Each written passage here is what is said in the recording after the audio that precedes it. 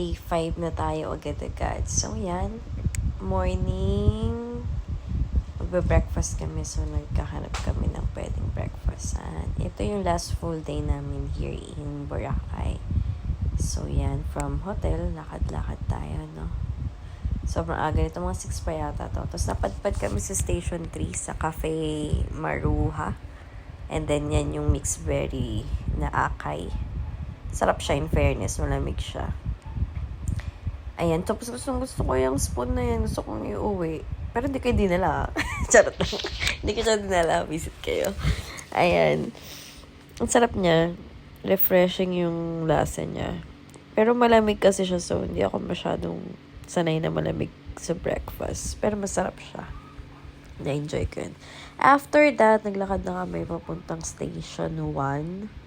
So, dun kami, nag-rent kami ng banig dun sa ilalim ng mga puno-puno dun. Meron dun papuntang Willis Rock na mga maraming puno.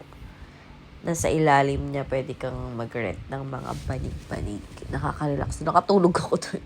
Nag-ihilik nga daw ako. Hindi ako magising ni RJ. Mas, ayan. Yun, lakad-lakad din. After nun, syempre, explore mo pa rin yung island, yung beach.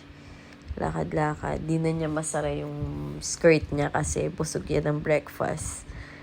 Ayan, so, aura-aura. Kahit maraming tao sa gilid, sige, push mo na yan. Last full day mo na yan ulit.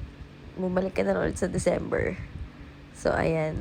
Habang nag-aura ako, kinakausap ko dyan ni Kuya. Eh, natawa na lang ako. Hindi ko siya ma-reply. Ginitian ko na lang siya, hindi ko siya makausap. Ayan, aura-aura bells. Feel ko yung skirt na yan. Dress yan dati, pinutol ko lang. Tapos, ayan, niloloko ko si RJ ng island hopping tsaka paluto. Kasi yun yung lagi mong makakasalubong eh, pag naglalakad ka. Tapos paddle boarding kami ulit ni Beshi Wap dyan. Ayan, tignan mo naman ang clear nung ano. At ang itim mo na, girl. Pantay na yung nick bites mo na napaka-itim. Ayan. Feeling mo aesthetic ka, maka-Gen Z ka dyan. Nakita ko lang din yan. Hindi naman maganda pala. Hindi bagay sa maliit. Ganun. Tapos yan. So, yan, mukha akong bagets, no?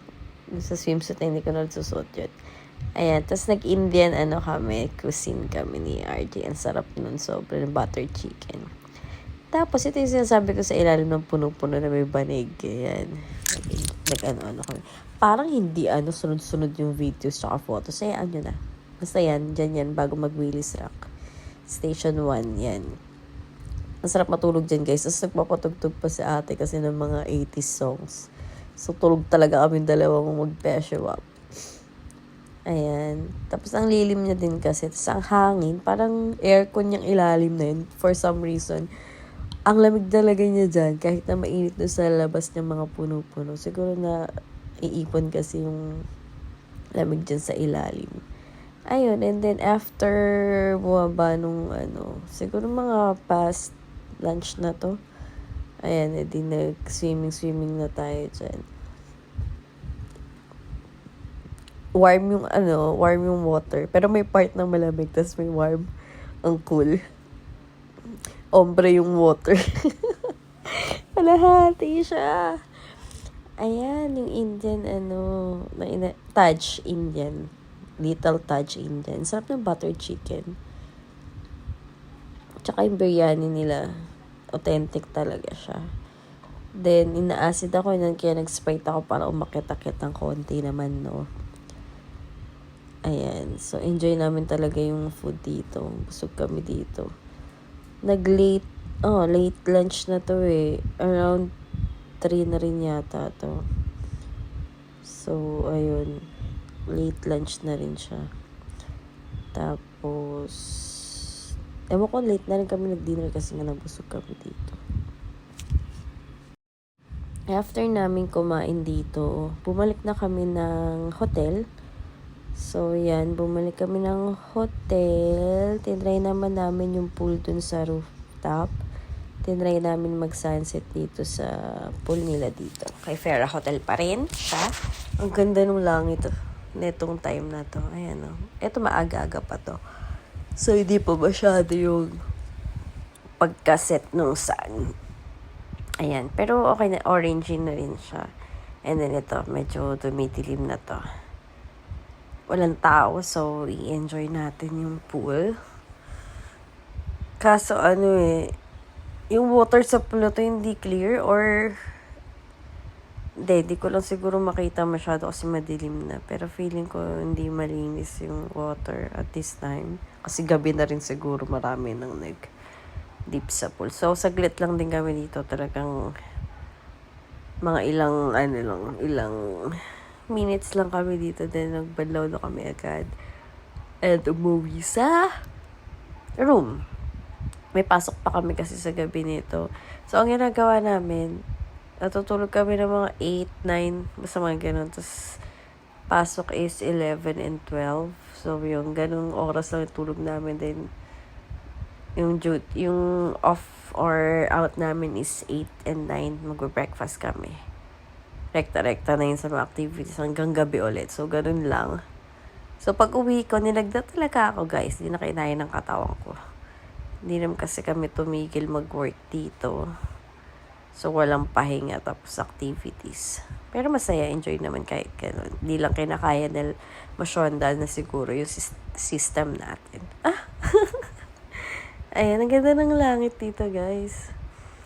Ano nga lang, dapat lalabas pa ako nung gabi nito for some drinks. Pero di na kinaya kasi inasid ako. So, nagsusuka na ako magdamag dahil sa kakulitan sa coffee. Yun, sagad-sagad kasi din yung coffee ko dito sa, tawag dito, the entire vacation. Sinagad natin yung coffee, tapos mga food na bawal. Sorry, inaantok ako, may sakit pa rin kasi ako.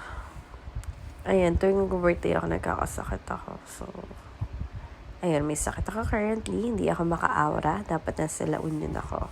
So anyway, going back to this Boracay trip. Ayan, muni-muni ka lang. Pag-isipan mo yung mga mo sa buhay, plano mo sa buhay. Ayan, kala mo nanawa na siya. Nag-floating pa pala si bakla. Nag-alapusit na naman siya dyan. Hayaan mo na nga siya dyan muna. That is all for day 5. See you tomorrow. Tomorrow morning is yung flight namin pabalik. So, magbe-breakfast lang kami ng umaga and then airport na kami agad-agad. Ayun lang. Good night, guys.